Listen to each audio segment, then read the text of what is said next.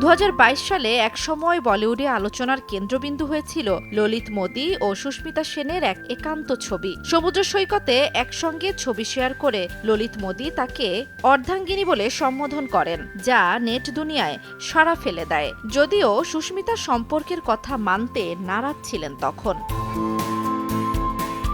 পরবর্তীতে সুস্মিতা বলেন, এটা শুধু একটা সময়ের অধ্যায় ছিল। তিনি সোশ্যাল মিডিয়ায় স্পষ্ট করে বলেছেন তিনি বিয়ে করেননি এবং বিয়ে নিয়ে তার মনোভাব সাফ।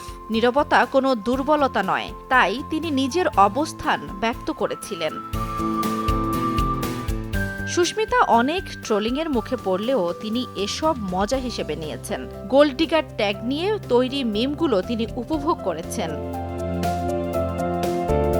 তার কয়েক মাস পরে ললিত মোদি নতুন প্রেমিকার সঙ্গে ছবি প্রকাশ করেন এবং ভ্যালেন্টাইন্স ডেতে নতুন করে প্রেমের কথা জানান। এতে সুস্মিতা ও ললিতের সম্পর্ক নিয়ে গুঞ্জন নতুন মাত্রা পায়।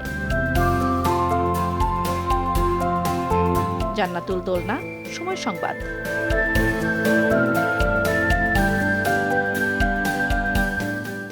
কিন্তু বাথরুম যাতা ওডোনিল নাই। ওডোনিল সুবাসিত ঘরে স্ট্যাটাস বাড়ে।